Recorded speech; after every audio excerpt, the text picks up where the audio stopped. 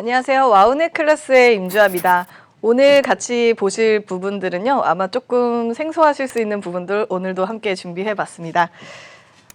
요즘은 예전에는 신문기사에서 축구 선수가 어느 구단에서 어느 구단으로 이적한다고 하면은 이적 금액에 대해서도 굉장히 관심이 많았었습니다. 그런데 코로나19가 일어난 이후로는 이 이적료 시장이 미디어에서 미디어로 이동하는 BJ나 아니면 방송인들의 이적료가 1,000억 원이 넘는 기록을 갱신한 분이 있습니다. 그래서 오늘 설명을 드릴 건데요. 이제는 개인의 오디오 시대로 넘어가고 있는 것 같습니다.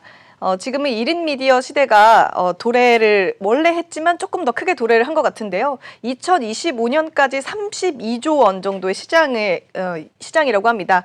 최근에 조 로건이라고 해서 팟캐스트에 있다가 스포티파이라고 애플폰 쓰게 되면 그 안에 들어있는 약간 멜론 같이 탑재되어 있는 솔루션인데요. 그 안에 이적하는 데까지 5년 동안 돈이 1,200억 원이라고 한다면은 손흥민보다도 더 많이 받는 거라고 볼 수 있겠는데요.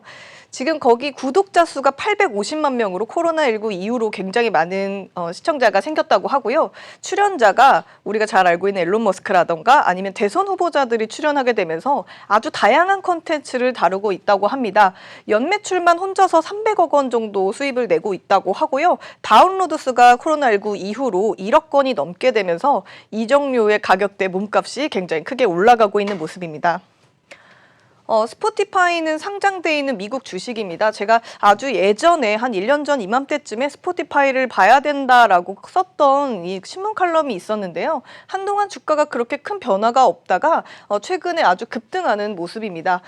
최근에 스포티파이에 이제 들어가려면 직접 들어갈 수는 없고 우리나라의 경우에선 소리바다를 통해서 스포티파이로 들어갈 수가 있습니다. 가령 제가 만약에 엔터 기획사 사장인데 우리가 갖고 있는 이 가수가 음원을 해외로 미국으로 내보내려고 한다 그러면 소리바다를 통해서 스포티파이로 연계해서 나갈 수 있기 때문에 뭐 관련주로 보실 수는 있을 것 같습니다. 최근에 어떤 형상이 있었냐면은 저도 사실 넷플릭스가 있는지 없는지 잘 몰랐었다가 한 2, 3년 전에 하우스 오브 카드를 보려면 넷플릭스를 다운받아야 된다고 해서 넷플릭스의 중독이 이제 시작이 됐었는데요. 하우스 오브 카드라는 드라마로 넷플릭스가 구독자 유치를 시작한 게 일종의 어떤 툴이 됐던 것 같습니다. 그래서 애플 같은 경우엔 최근에 왕자의 게임 아시죠? 저 아직 엔딩 날 때까지 기다렸다가 보려고 시작도 못했는데요. 왕자의 게임 제작한 이든 프로덕션에 있던 분을 5년간 공급 계약 체결을 하게 되면서 애플도 많은 가입자를 유치할 수 있는 여건을 조성한 것 같습니다. 최근에 유튜브 프리미엄 버튼 잘못 누르면 유료 결제되는 거 있잖아요. 유튜브 프리미엄이 4분기 대비 2천만 명 돌파입니다. 자세히 보시면 2천명 아니고 2천만 명 돌파인데요. 스포티파이 같은 방금 설명했던 그 음원 사이트에서도 유료 구독자가 3월 말 기준 1억 3천만 명이 돌파했기 때문에 앞으로는 1인 미디어가 유료로 서비스로 가는 곳에 있어야지만 몸값도 유지할 수 있는 것 같습니다. 최근에 코로나19 이후로 굉장히 신박한 변화가 생겼습니다. 뭐였냐면은 TV 뉴스 채널 시청자가 60%를 접속을 하게 되고요.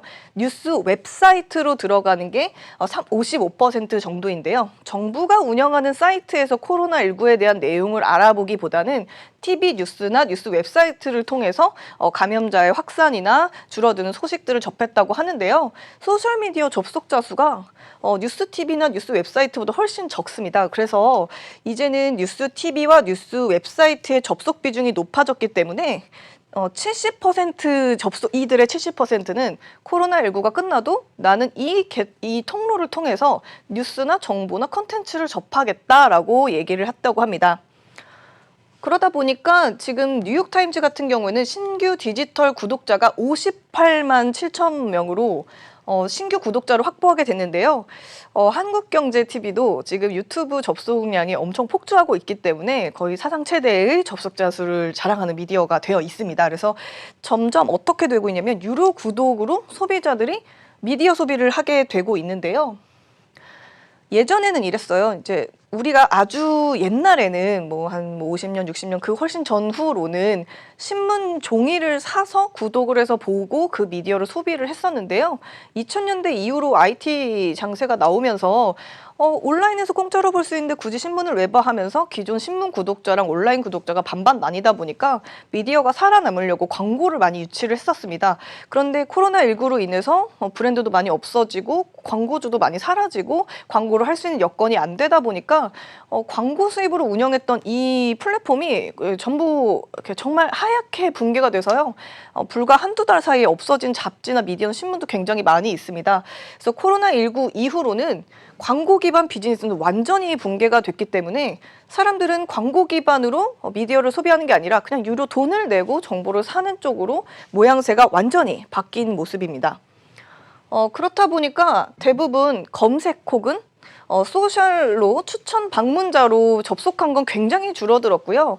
직접 사이트를 방문한 게 3월 한 달 코로나 한참 할 때만 해도 95%가 증가를 한 상황이고요. 유료 가입 전환율이 그중에서 3월 달에 71%, 4월 달에 74%이기 때문에 전체 10명 중에 7명은 돈을 내고 유료 결제를 해서 정보를 수집하는 시대로 완전히 변해버렸습니다. 그렇다 보니까 최근에 어떤 일이 벌어졌냐면 미디어를 돈 주고 사서 보게 되다 보니까 그게 비단 뉴스까지도 돈 주고 사서 보는 시대로 넘어가다 보니까 일반 미디어, 1인 미디어 방송들의 구독률이 엄청나게 늘어났는데요. 관련주들 제가 한 6가지 정도를 소개를 해드리려고 합니다. 1인 미디어 관련주 중에 CJ ENM이 있는데요. 채널 돌리시다 보면 뒷부분에 다이아 TV라고 있습니다. 저도 이렇게 돌리다가 한번 봤었는데 게임하고 있는 게이머가 BJ를 하면서 뒤에 크로마키를 설치해놓고 직접 게임도 체험하고 몸도 막 움직이면서 계속 방송을 되게 액티브하게 하더라고요.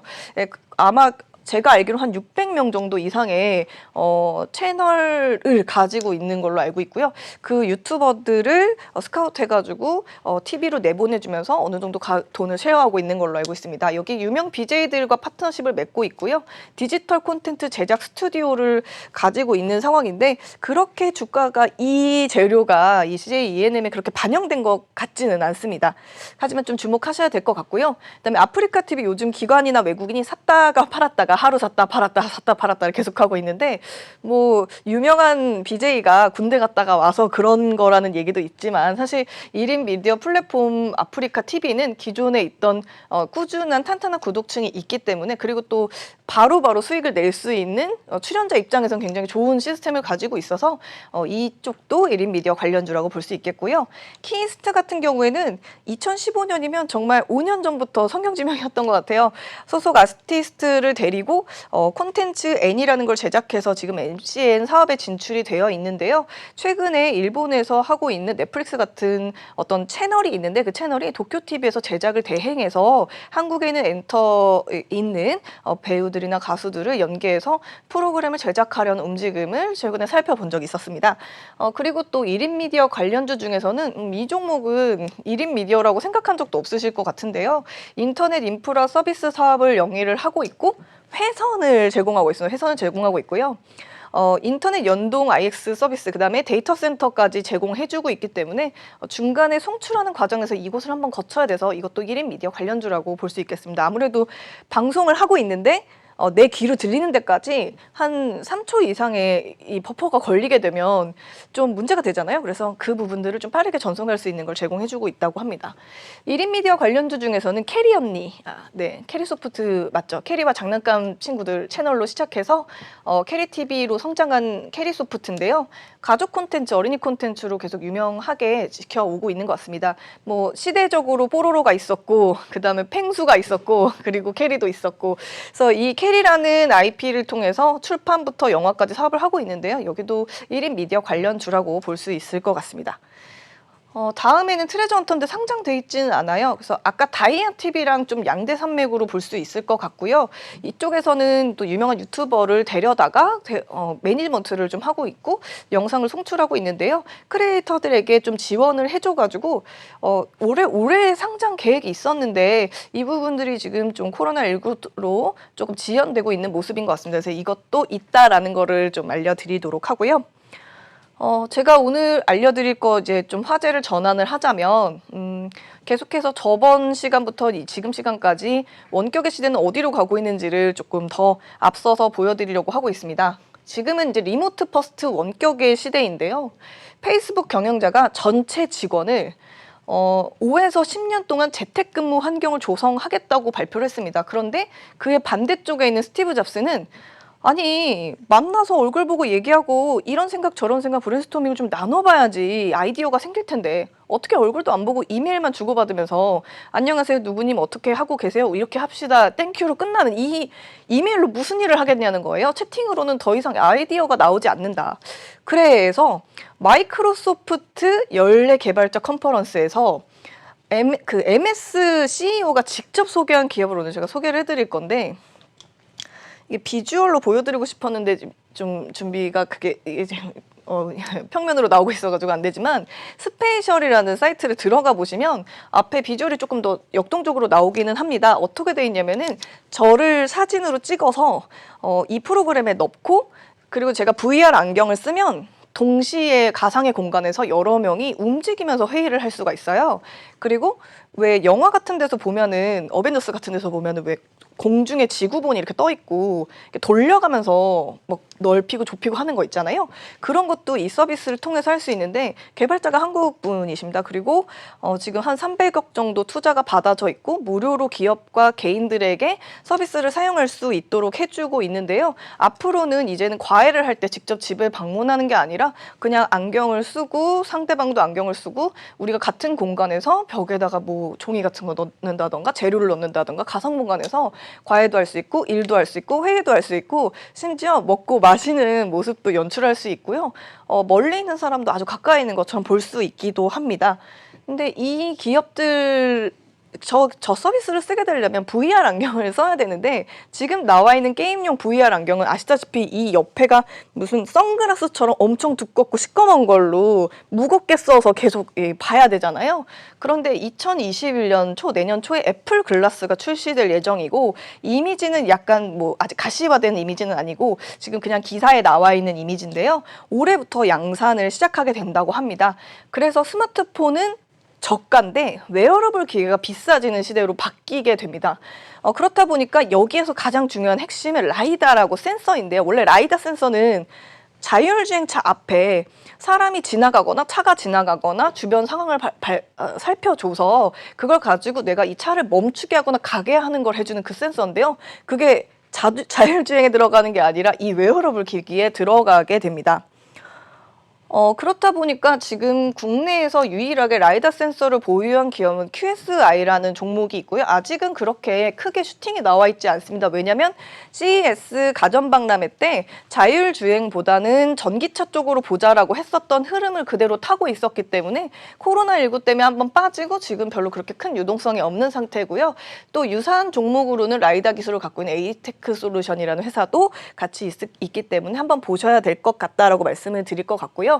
그다음에 아직은 이 VR과 AR 원격의 시대로 가기에는 조금 불편한 사항이 한 3가지 정도가 있습니다. 뭐냐면 내가 찍은 사진을 아바타로 만들어서 넣는 것 자체가 아직은 부자연스럽긴 합니다. 그래도 손뼉을 맞춘다거나 서로 이렇게 마주 잡는 것까지 느낌은 나진 않지만 비슷하게 연출할 수 있다고 하고요.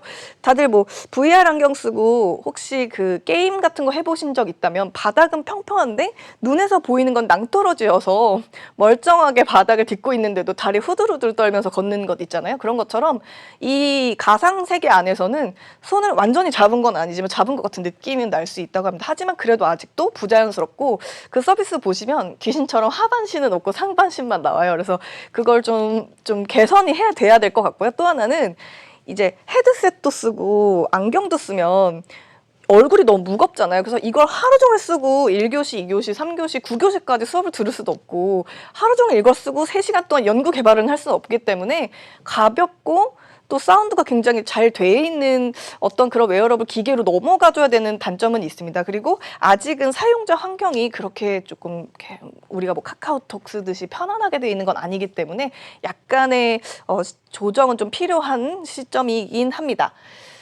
그래서 이제 이렇게 되면은 문제가 뭐가 생기냐면요. 항상 장사가 잘 됐던 상업용 부동산들은 이제 돈 벌 길이 없어질 수 있습니다. 이제 홀로그램 오피스라는 게 발전을 하게 되면 상업 부동산의 가격을 주기 때문에 뭐 여러 소위 쩐주라고 부르는 뭐 연기금 공제회, 생보사, 손보사 같은 자금이 크게 굴려서 수익을 고정적으로 내야 하는 투자자들 입장에서는 상업부동산 가격에 영향을 주니까 훗날 계속해서 채권을 연기해가면서 이자를 받아들이는 투자가 조금 더 주식시장으로 갈 수 있지 않을까라는 생각을 또 해보게 됐었고요.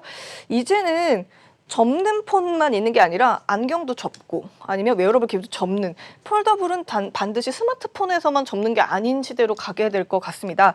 그래서 오늘 제가 말씀드리고 싶은 거는 뭐였냐면은 삼성폰, LG폰, 애플폰 폰이 세 가지가 있는데 일단 크게 뭐 중국폰 빼고 세 가지가 있는데 주가의 차이가 나게 되는 건 결국은 앞으로 나아가는 거에 대한 웨어러블 기기에 대한 기인도 좀 하지 않나라는 생각을 좀 해보고요. 예전에는 VR, AR 있었고 편리한 거 알고 좋은 거 알지만 그저 게임에 한축돼서 사용했던 것 같습니다. 그런데 이 미리 개발이 어느 정도 되어 있었기 때문에 지금 당장 우리가 필요해서 또 사용하게 되는 걸 보면 투자자 여러분이나 기업도 미리미리 기술 혹은 투자의 아이디어를 준비를 해 놓으신 분들만이 코로나19 이후의 시대에서 수익을 내실 수 있는 것 같습니다. 그리고 유료 서비스는 또 네이버가 6월 1일부터 시작을 한다고 하니까요. 아무래도 뭐 1,000억 정도 들여서 데려올 수 있는 스타는 없지만 누군가 스타도 좀 들어와야 될 것 같고 아니면 넷플릭스처럼 정말 재미있는 컨텐츠가 들어와야 되는데 아직 거기에 대한 언급은 없고 유료 서비스를 시작한다고 하니까요. 여러분이 투자하고 계시는 네이버나 카카오에서도 향후 유료 미디어 서비스에 대해서 어떻게 사업을 구성해 나가는지도 살펴보시면 좋을 것 같습니다. 와우넷 클래스 윤주였습니다.